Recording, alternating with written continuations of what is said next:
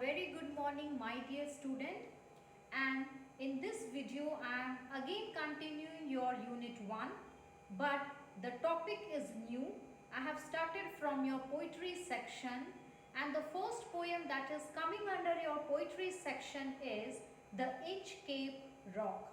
Okay, and The Inchcape Rock is written by Robert Southey.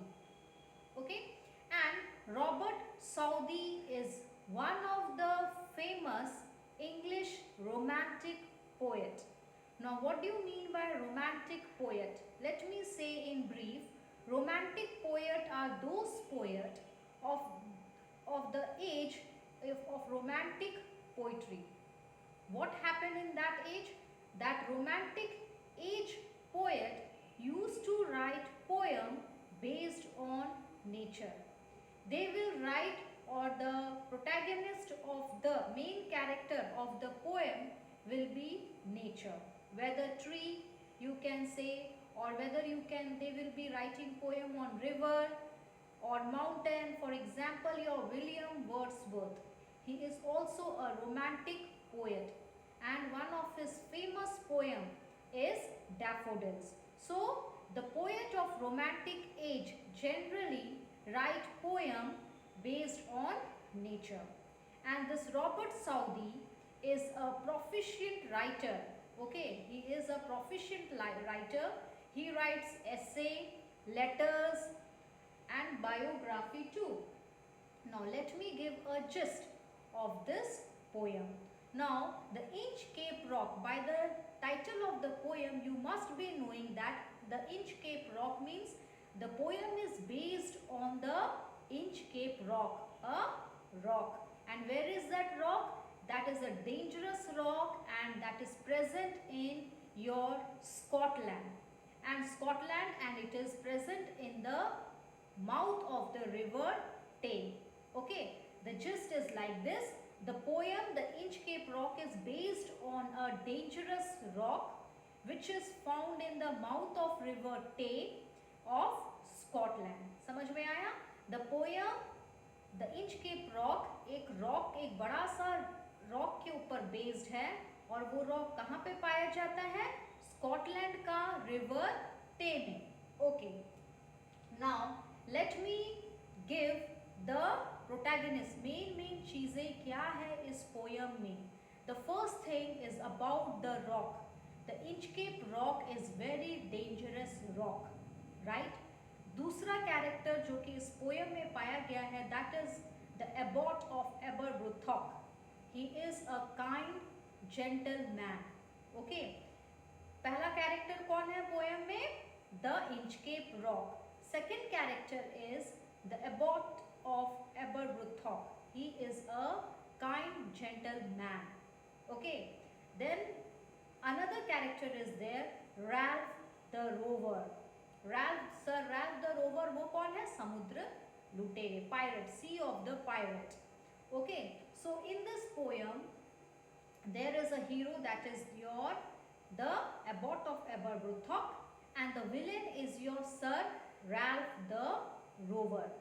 Now being a villain, he will definitely commit a crime, right? वो एक crime किया गया है, and last में क्या होता है? कोई crime किया रहता है तो वो crime में लास्ट में punishment मिलता है. Similarly, in this poem, the villain Sir Ralph the Rover has committed a crime, and what is that crime? We will know it later. Okay, or Abbot Bruthock, the hero, what he has done, that also we will come to know. Why he is known as hero and why Sir Ralph is known as the villain, and on moving ahead we will know what is the crime Sir Ralph did and what was his punishment. Okay, तो ये poem में हम लोग को सुनने में मिलेगा कि रैल्फ द रोवर एक विलन है, ठीक है, वो कुछ क्राइम करता है और जिसके चलते लास्ट में उसको पनिशमेंट मिलता है. Okay, so the unit 1 says that the whole atmosphere is silent. Okay, the whole ambience, all atmosphere surrounding is silent, right? There is no movement of the water of seas, ठीक है, no birds are moving and chirping, no even the waves are coming in a silent way. पूरा atmosphere क्या है, पूरा चुपचाप silent का है, पूरा धीरे धीरे हवा हवा भी बहुत धीरे बह रहा है, पता नहीं चल रहा है, पानी के लहरें भी बह रहे हैं पर very slowly, birds are moving but they are not chirping, ship is also is in the sea but they are not moving, right? पूरा माहौल पूरा साइलेंट का माहौल है. Okay, then we will come to know that in this silent atmosphere we find the character, the abbot of Aberbrothock. He is a kind gentle man, right? वो दूसरों के लिए हर समय अच्छा सोचता है. He is very good man and due to his goodness, due to his kindness, वो एक बेल लगाया था. कहाँ पे बेल लगाया था? द इंचकेप रॉक के ऊपर में बेल लगाया था. तो जिसके चलते क्या होता था, जब भी हाई टाइड्स होता था, नाउ लिसन केयरफुली, देखो, when low tide is coming there is no harm, anyone can see the rock clearly. ठीक है, लो टाइड में रॉक दिखता है दूर से and you can identify, but what is happening in high tide, high waves are covering, water का level बढ़ जाता है, जिसके चलते क्या होता है, रॉक सब छुप जाते हैं, पानी के चलते रॉक दिखता नहीं है, जिसके चलते क्या होता है, शिप सबका एक्सीडेंट होता है, राइट? आइसबर्ग के चलते, जैसे टाइटैनिक सिंक हो गया था, है कि नहीं? Iceberg was hidden under the water, iceberg पानी के नीचे था, जिसके चलते टाइटैनिक के सेलर जान नहीं पाए और it crashed and the ship red, टूट गया. सिमिलरली तो तुम्हारा इंचकेप रॉक में क्या था, वो जब लो टाइड रहता था तब वो रॉक दिखते थे, बट जब हाई टाइड हो जाने से रॉक नहीं दिखते थे, जिसके चलते शिप एक्सीडेंट होता था. So this good well hearted person abbot the Brothok placed a bell. ठीक है, और बेल कब बजता था, जब भी स्टॉर्म आएगा, तूफान आएगा, राइट? हाई वेव्स आएगा, हाई वेव्स आने से बेल कैसे बजेगा, जोर से पानी का लहर ठो टकराएगा, टकराने से क्या होगा, बेल बजेगा, right? And when the bell rings means it will give alert, it will give alertness to each and everyone, mariner को अलर्ट कर देगा, राइट? इवन जो पर्सन जो शिपिंग फिशिंग के लिए जाते हैं उन लोगों को भी अलर्ट कर देगा. समझ में आया? When bell is ringing means it is warning each and every people कि सी में वाटर लेवल इंक्रीज हो गया है, तो सोच समझ के जाना. समझ में आया? सो एबॉट ऑफ ब्रुथॉक बेल लगाया था. वो बेल लगाने का क्या मेरिट था कि जब भी हाई टाइड होता था या स्टॉर्म होता था या वेदर बहुत खराब है, तो bell use to ring and it provide warning, alertness to mariners. ठीक है, शिपमैन लोगों को वो अलर्ट करता था, फिशरमैन लोगों को अलर्ट करता था. ठीक है, जिसके चलते everyone used to bless the abbot of Aberbrothok. सब बहुत थैंकफुल थे उसका एक अच्छा काम के वजह से. एक मामूली सा बेल वो लगा दिया था, राइट? बट मामूली नहीं था, it was very precious. People were very thankful to him for this deed. ये एक छोटा सा बेल लगाने का काम के लिए the people were very thankful and blessed him. समझ में आया? ठीक है. On moving forward, we knew that every person were thankful to Abbot Bruthock. Why? Because bell ring होता था and it gave warning and alert to each and every person. तो unit 1 में हम लोग को पोएम से ये समझ में आया कि यूनिट 1 का सीन कैसा है, पूरा शांत वाला सीन है. ठीक है, and we find that abbot Brothok a kind hearted person has placed a bell. और वो बेल बजता कब था, जब मौसम स्टॉर्मी रहता था, जब हाई टाइड वेदर रहता था, तब जाके ही तुम लोग का बेल बजता था. बेल बजता था जिसके चलते क्या होता था, It give warning and alert to the mariners and fishermen, जिसके चलते उन लोगों का लाइफ बच पाता था. And that is why they always give thanks to the abbot of Aberbrothock. And in unit 2 we will find that in unit 1 the scene was calm and quiet, but in unit 2 you will find that the atmosphere, the surrounding is very happy and a joyous one. Okay, the sun is shining brightly. Sun is shining brightly means the sun is very happy. Okay, the waves and waters are also happy. They are moving, they are dancing, right? And even the birds are flying and they are producing chirping sounds, right? Birds are also chirping, they are also producing sound, means they are also happy. Whole ambience is happy. Sun is happy, weather is happy, a sweet wind is blowing, it is giving soothing effect. Okay, birds are chirping, correct? So now we will find that the villain, who is the villain? Sir Ralph the Rover. The rover means samudra ka lutera, pirate of the sea. So we will see that in unit 2 your Sir Ralph is coming in a ship, right? वो ship के ऊपर में बैठा है and उसका entrance हो रहा है. And sir Ralph is also very happy. Weather is happy, birds are happy, as well as your villain Sir Ralph the Rover is also very happy. And what he is doing? In joy, in merriment, he is whistling and singing. What is Sir Ralph is doing? Out of mirth, he is singing, whistling. खुशी से he is singing and whistling. और वो क्यों खुश है इतना? क्योंकि now let me say one thing that खुशी दो टाइप का होता है. एक जब सच्चे मन से जब खुश होते हैं, that is your joy, ठीक है? और एक जब दूसरों के साथ जब बुरा होता है, we feel joy. दो टाइप का खुशी होता है. एक पॉजिटिव खुशी होता है, एक नेगेटिव खुशी होता है. पॉजिटिव मतलब जब सामने वाला का अच्छा होता है, we feel happy, that is a positive one. सामने वाले के साथ बुरा हुआ and we are happy, means that is a negative Joy.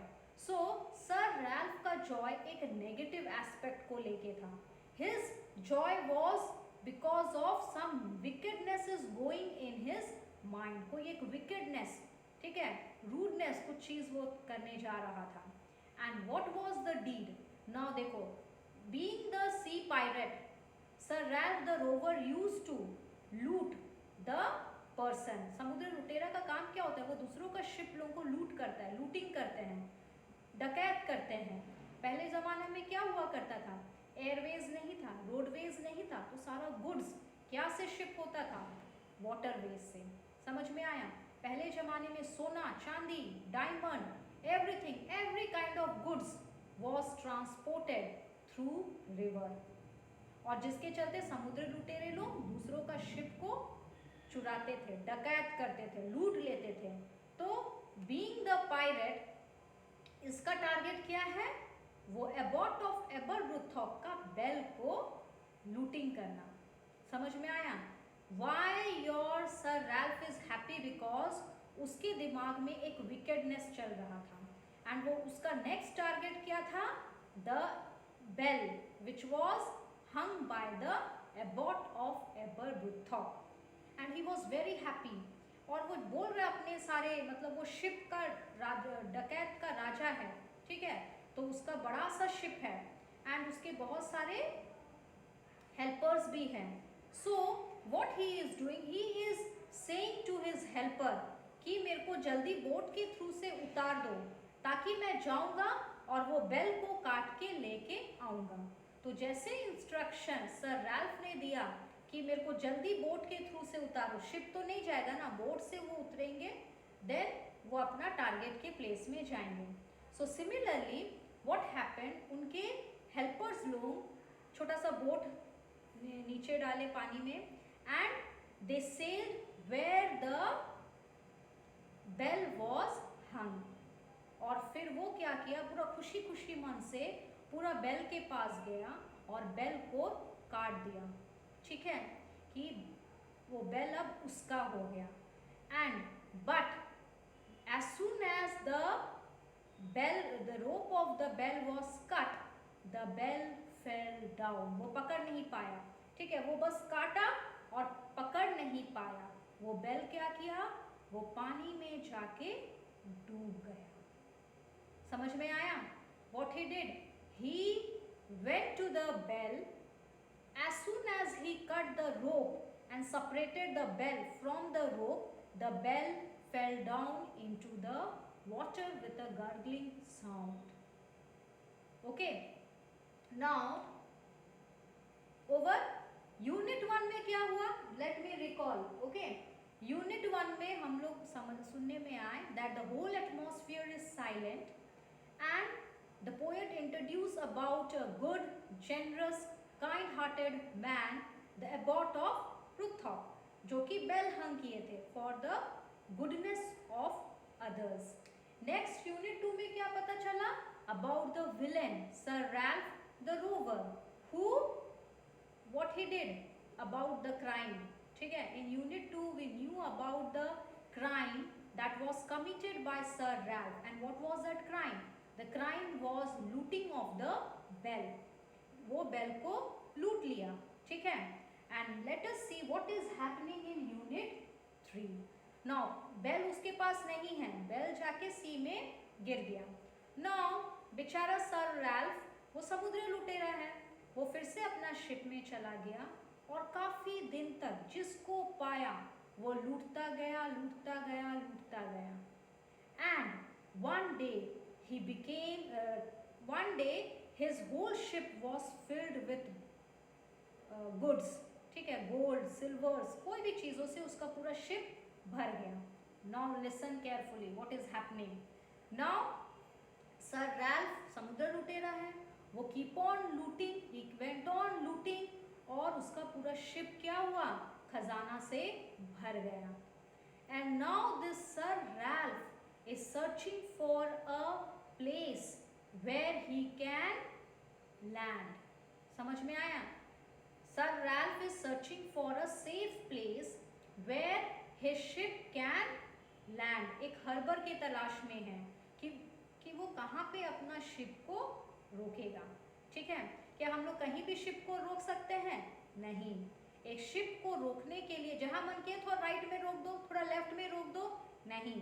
He is having lots of goods, तो उसको सोच समझ के एक सेफ जगह में अपना शिप को लैंडिंग करना पड़ेगा, ठीक है, तब जाके उसका सारा गुड्स को वो लेके जा पाएगा। तो now he is searching for a safe place where he can get down from the ship. Harbour के तलाश में है हम लोग कि एक सेफ प्लेस में वो लोग अपना किनारा ढूंढ के अपना शिप को रख पाए। But he is unable to find a safe place. And now you see the change, what is happening. पूरा अंधेरा हो गया है, right? पूरा तूफान बह रहा है, thundering, lightning, everything is going on. The wind has become mad, the weather has become mad, the river water has also become mad, right? You will enjoy the journey of train, but when you enter into the ship for a journey you will feel bored. Why? Because wherever you peep you will see only the water, right?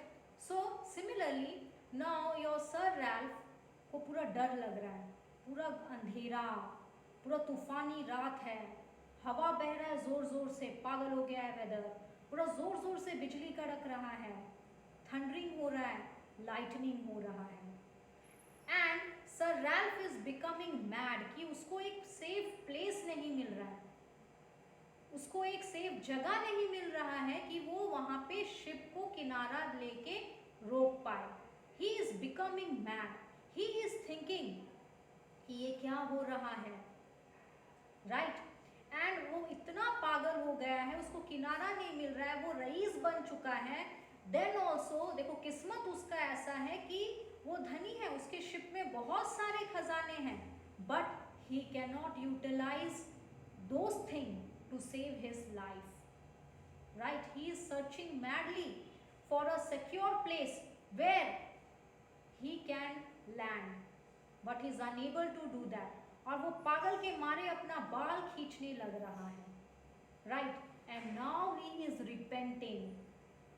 He is repenting कि उसने क्यों वो पश्चाताप कर रहा है. He is repenting that why he cut the bell of Abbot of Aberbrothock. He is repenting, he is crying कि मैंने क्यों काटा. क्यों? क्योंकि बेल के थ्रू से, आवाज़ से क्या होता है, फ्रीक्वेंसी के थ्रू से सेलर मैन कैन नो कि रॉक किधर है और किधर नहीं है. बिकॉज इट गिव्स सिग्नल, वो साइरन देता था बेल के थ्रू से, और सेलर लोग अच्छे से अपना रास्ता तय कर पाते थे. पर अभी कोई बेल नहीं है उसको हेल्प आउट करने के लिए. अगर वो बेल रहता तो वो थोड़ा बहुत अपने लिए किनारा अच्छे से ढूंढ पाता, बट वो बेल भी नहीं है. That is why he is repenting, he is crying, he is behaving like a mad man. Suddenly what happens when he is repenting, when he is crying, when he is storing his hair, what happens? He started hearing the sound of the bell. Right? उसको आवाज आ रहा है. किसका bell का आवाज आ रहा है. Abbott ब्रुथॉक का बेल बजने का जैसे आवाज आता है उसको वो आवाज सुनाई दे रहा है. Right? And what happens? The water rushes from all the four sides. पानी का बड़ा बड़ा लहर आया उसका शिप के चारों तरफ से और उसको घेर लिया, और शिप स्टार्टेड सिंकिंग. समझ में आया? चारों तरफ से बड़ा बड़ा वेव्स आया और उसका शिप को डुबा दे गया नीचे. And what happens now? You will find that the poem ends over here and the poetic justice has been done.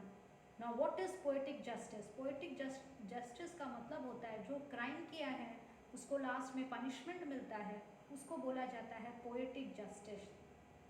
In this poem you find that sir Ralph has committed a crime, एक crime किया, and last में उसको वो crime का punishment मिला कि वो भी मर गया. So the poem ends over here. I hope you must have enjoyed the poem. So thank you.